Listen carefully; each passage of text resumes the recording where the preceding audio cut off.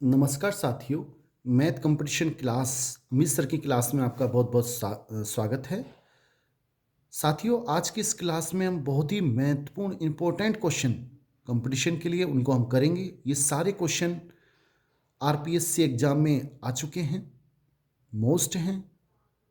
और स्टार्ट करने से पहले आपसे निवेदन रहेगा कि आप इस चैनल को सब्सक्राइब कर लें, लाइक करें, अधिक से अधिक कमेंट करें।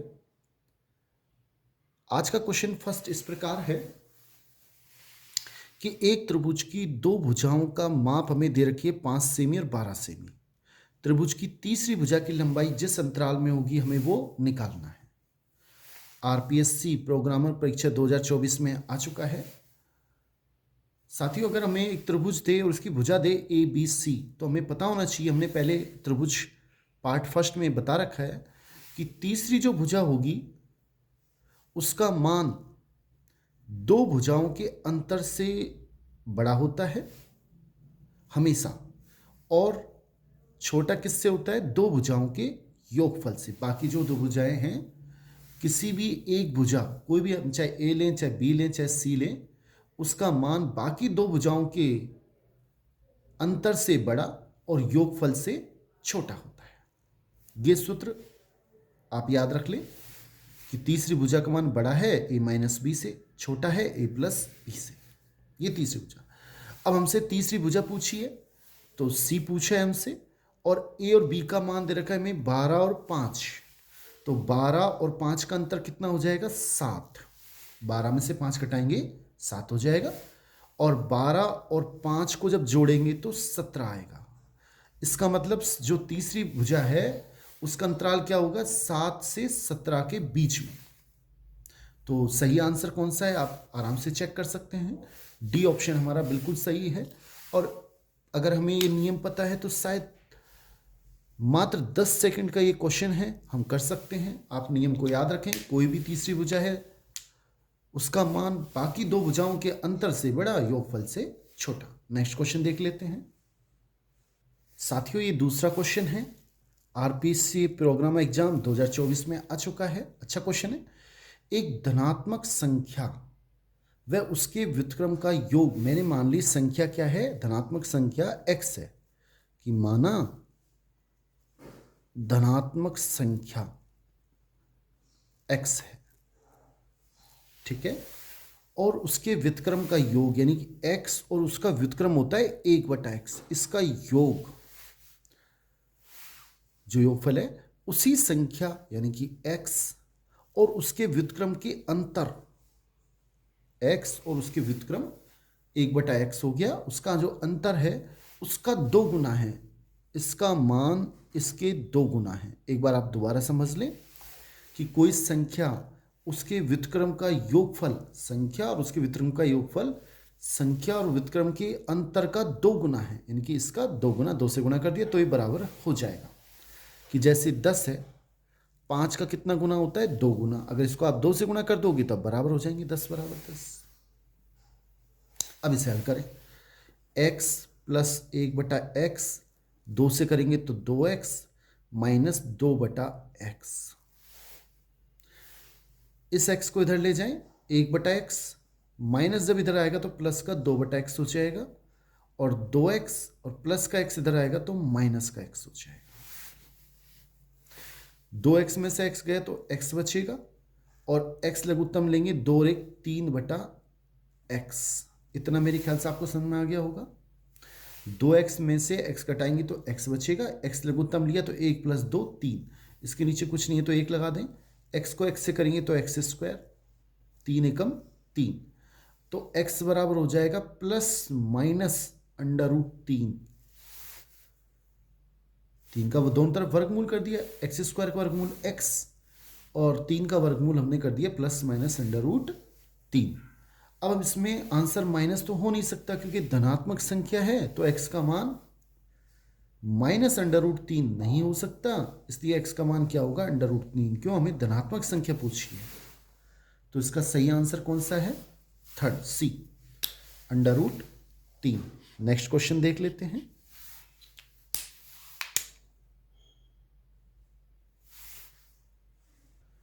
साथियों, नेक्स्ट क्वेश्चन देखें। RAS 2023 प्री एग्जाम में आया हुआ क्वेश्चन है, बहुत ही शानदार।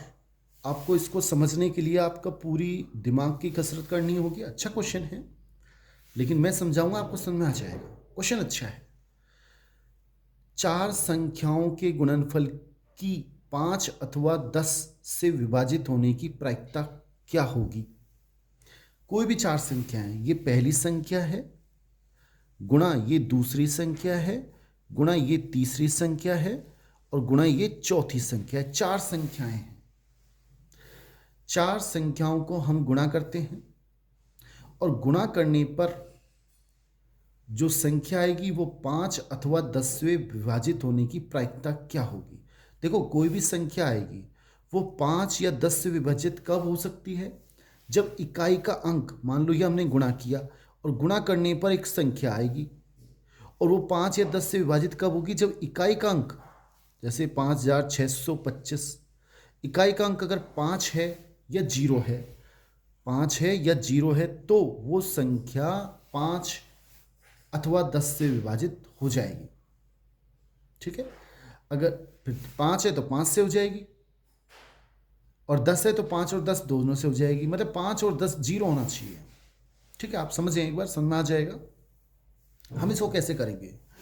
देखो, पहले कोई भी संख्या है, पहले कुल स्थिति कितनी होगी? कुल स्थिति, प्रायिकता ज्ञात करनी हो तो 2 चीजें निकालनी होती है, एक कुल स्थिति, एक अनुकूल स्थिति। क्योंकि सूत्र होता है प्रायिकता बराबर अनुकूल स्थिति बटा कुल स्थिति। अब यहाँ पे कोई भी संख्या है, कोई भी संख्या है, उसका इकाई अंक क्या हो सकता है? इसका इकाई अंक क्या हो सकता है? इसका इकाई अंक, इसका इकाई अंक। क्योंकि इकाई के अंक यहाँ पे किस पर डिपेंड करेगा? इनके इकाई के अंकों पर। 4 संख्याओं को गुणा करेंगे, जो संख्या आएगी उस संख्या का इकाई का अंक इन 4 संख्याओं के इकाई के अंक पर डिपेंड करेगा। अब यहाँ पे इकाई का अंक क्या हो सकता है? कितने चांस हैं? 10। 0 भी हो सकता है, 1 भी हो सकता है, 2 3 4 5 6 7 8 9, 1 2 3 4 5 6 7 8 9 10, ये 10 संख्या कुछ भी हो सकती है।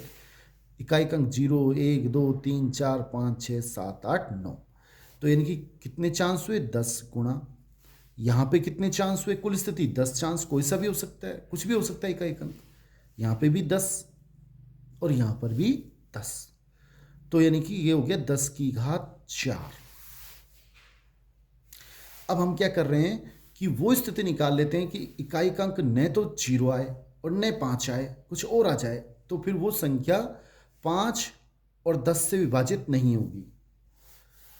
5 अथवा 0 नहीं आने की अनुकूल स्थिति, 5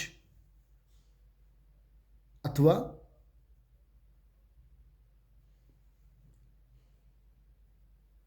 0 नहीं आने की इकाई का अंक, इकाई का अंक 5 अथवा 0 नहीं आने की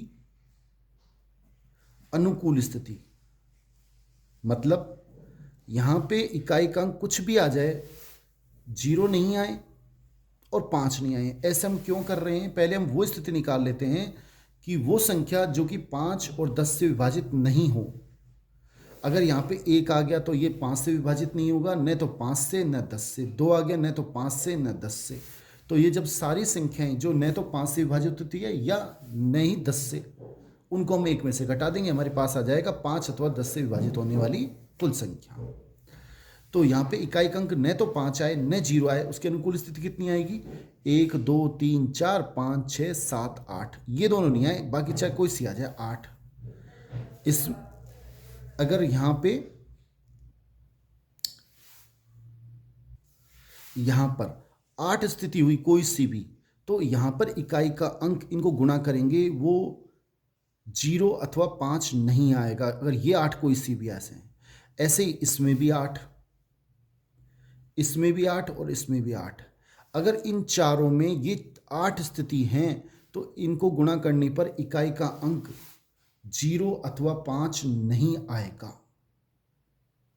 अगर एक जगह भी 0 है तो वो 0 बन जाएगा, 5 है तो वो 0 अथवा 5 बन जाएगा। तो ये हो गई अनुकूल स्थिति 8 की घात 4। तो 5 अथवा 10 से गुणनफल, जो गुणनफल संख्या है, गुणनफल संख्या 5 अथवा 10 से, 5 अथवा 10 से विभाजित नहीं होने की प्रायिकता, नहीं होने की क्या हो जाएगी? 8 की घात 4 बटा 10 की घात 4। और होने की क्या हो जाएगी प्रायिकता? विभाजित होने की प्रायिकता वो कितनी होगी? 1 माइनस 8 की घात 4 बटा 10 की घात 4। अब इसको हम सोल्व कर लेते हैं साथियों। इसको हम सोल्व कैसे करेंगे? देखो, इसके नीचे कुछ नहीं है, मैंने 1 लगा दिया, ये 10 की घात 4 लघुत्तम हो गया, ये आ गया 10 की घात 4 माइनस 8 की घात 4। और इसको हम ऐसे लिख सकते हैं 10 की घात 2 की घात 2 यानी कि 100 की घात 2, और इसको लिख सकते हैं 8 की घात 2 की घात 2 यानी 64 की घात 2 बटा 10,000। अब इसमें ऐसे इसलिए लिख लिया, थोड़ा कैलकुलेशन आसान हो जाएगी। ए स्क्वायर माइनस बी स्क्वायर का सूत्र एक बार जोड़ दो, 164 आएगा, एक बार घटा दो 36 आएगा बटा 10,000।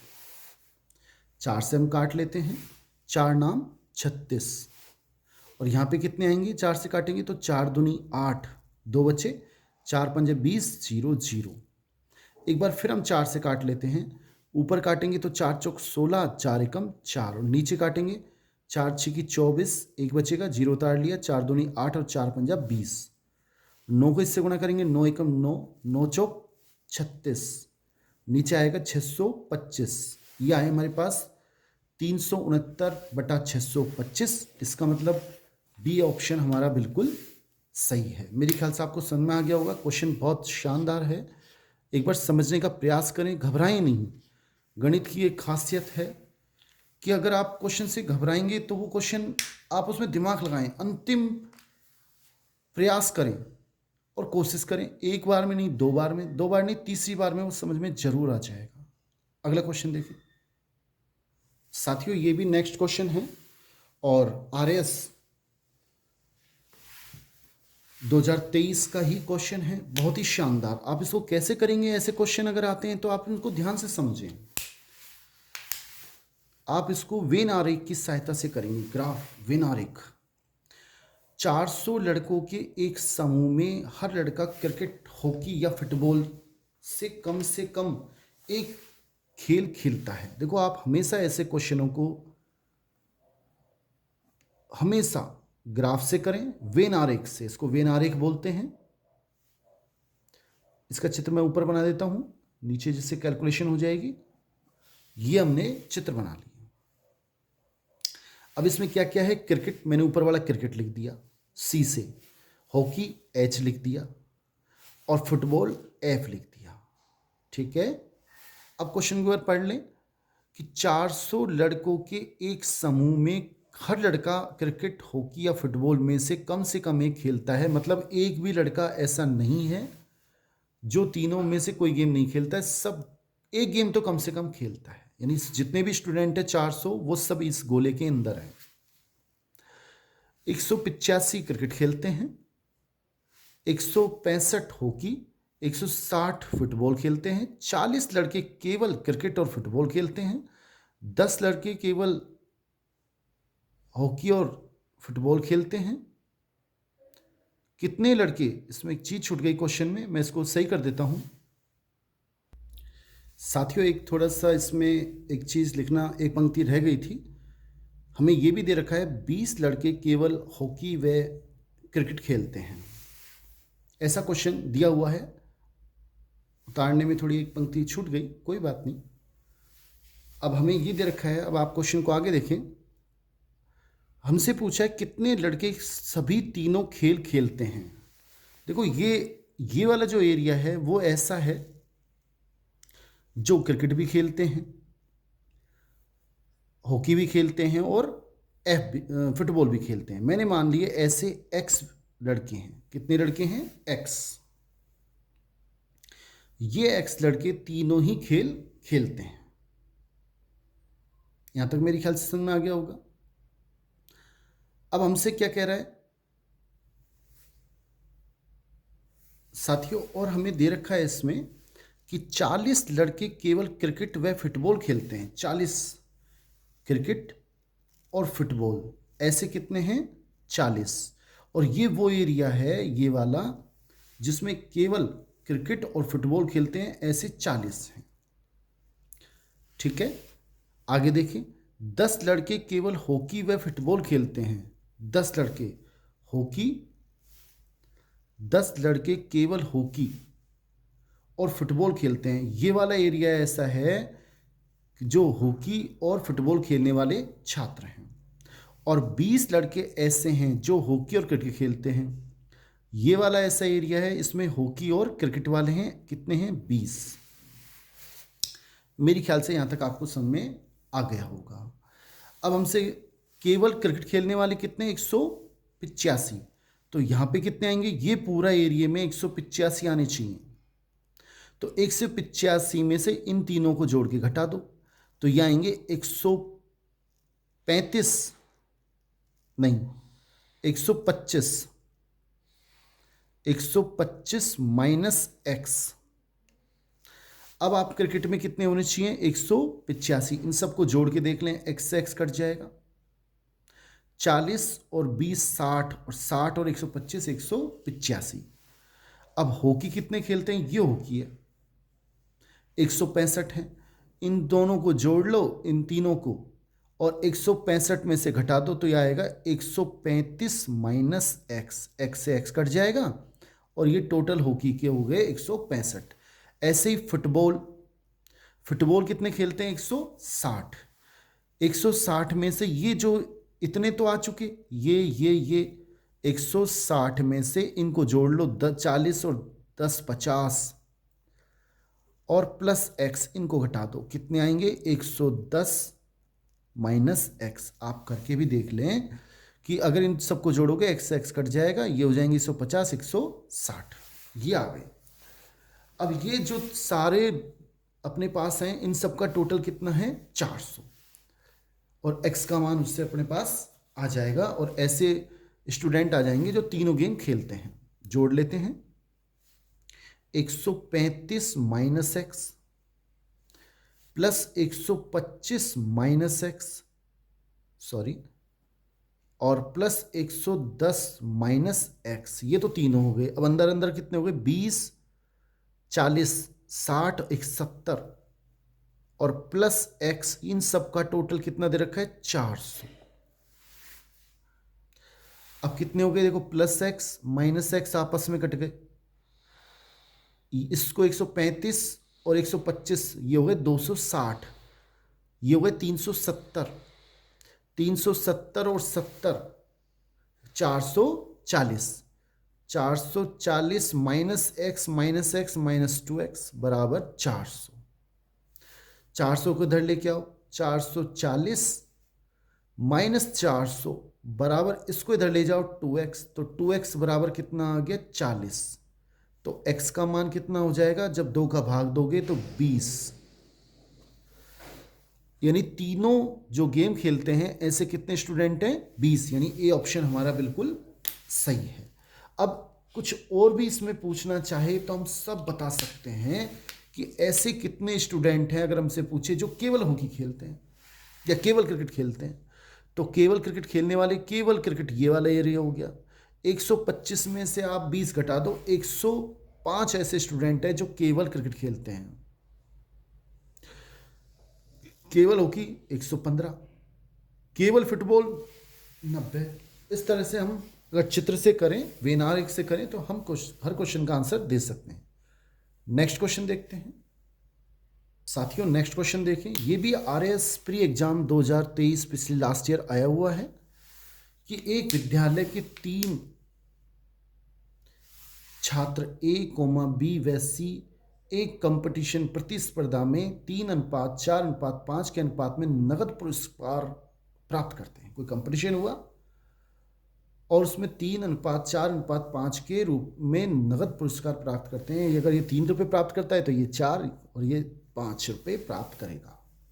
ठीक है, इसके बाद विद्यालय के प्राचार्य प्रधानाचार्य जो है उसने छात्र को प्रत्येक छात्र को 4,000 रुपये दिए, और जब प्रत्येक छात्र को 4,000 मिले तो उनका अनुपात बदल गया 5:6:7 टोटल पुरस्कार का। तो बी की प्रतिस्पर्धा में जो कंपटीशन पहले हुआ था उसमें कितनी राशि मिली ये हमें ज्ञात करना है। कैसे करेंगे आप देख लें एक बार।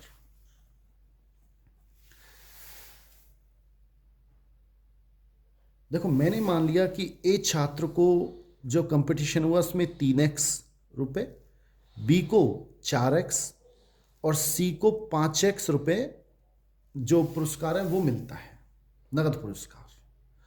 अब प्रधानाचार्य के बाद प्रधानाचार्य ने प्रत्येक को कितने दे दिए 4,000, तो उनका अब कितने हो गए 3x प्लस 4,000। बी को कितने हो गए 4x प्लस 4,000 प्रधानाचार्य के बाद, और 5x प्लस 4,000।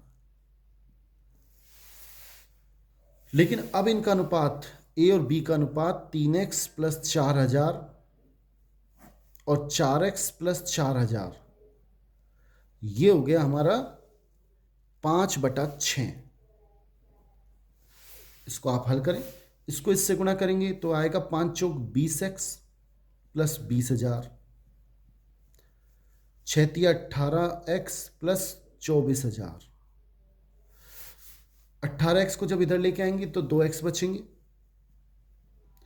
और 24,000 में से जब इस 20,000 को घटाएंगे तो 4,000 बचेंगे। हम इधर लेके जाएंगे माइनस हो जाएंगे। आप फिर सुने, 18x को जब इधर लेके आएंगे तो 2x बचेंगे, 20x माइनस 18x, और 20,000 को जब इधर लेके जाएंगे तो माइनस हो जाएंगे, और 24,000 में से 20,000 घटेंगे 4,000 बचेंगे।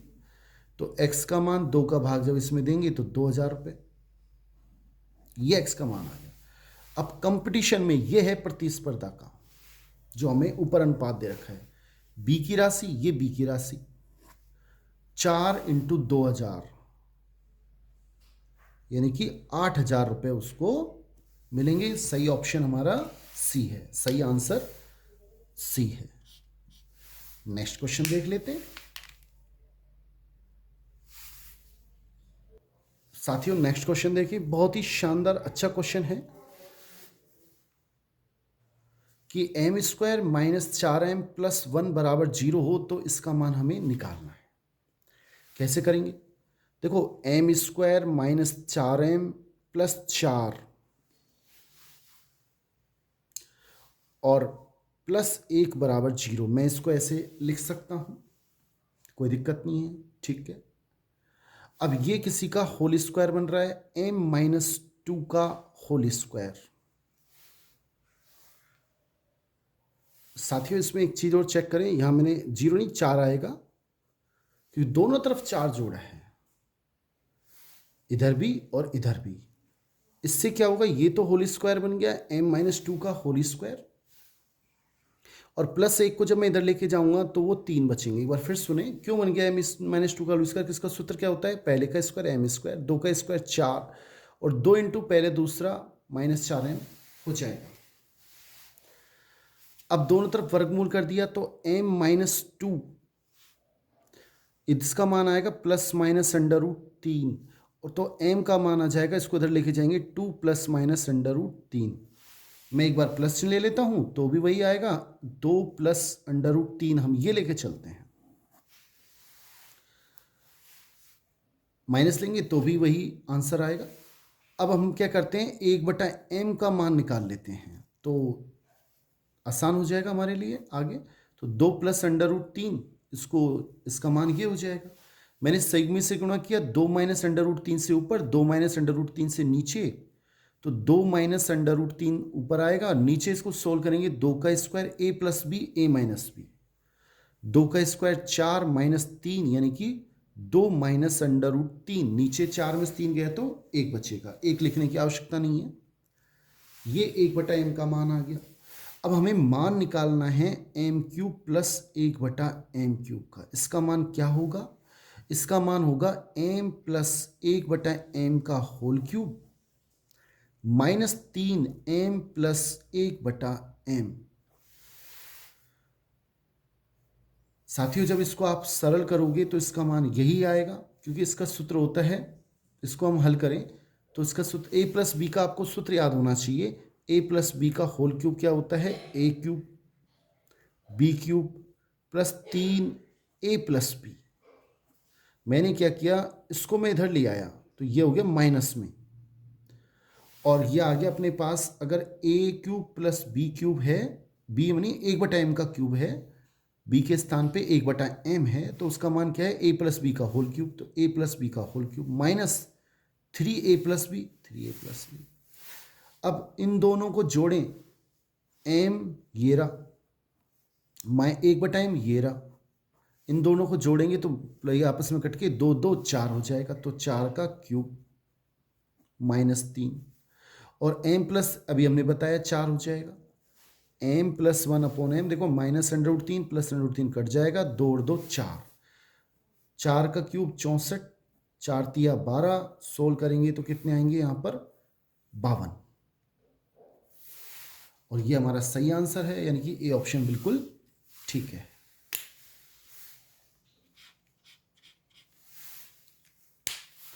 नेक्स्ट क्वेश्चन देख लेते हैं साथियों। नेक्स्ट एक आसान सा क्वेश्चन है कि x² माइनस 2x का शून्यक यानी बराबर 0 हम रख देते हैं और x के मान निकालने हैं। बड़ा आसान है, इसमें दोनों में x कॉमन लें, x माइनस 2 बचेगा बराबर 0। तो या तो x का मान 0 या x माइनस 2 का मान 0। तो x का मान 0 और x का मान यहाँ से आ जाएगा 2, यानी x के मान 0,2। तो आंसर आएंगे, यानी कि बी ऑप्शन हमारा बिल्कुल सही है। बहुत बहुत धन्यवाद साथियों, आज के लिए इतना ही। नेक्स्ट वीडियो में आपसे निवेदन है आप चैनल को सब्सक्राइब कर लें। थैंक्स।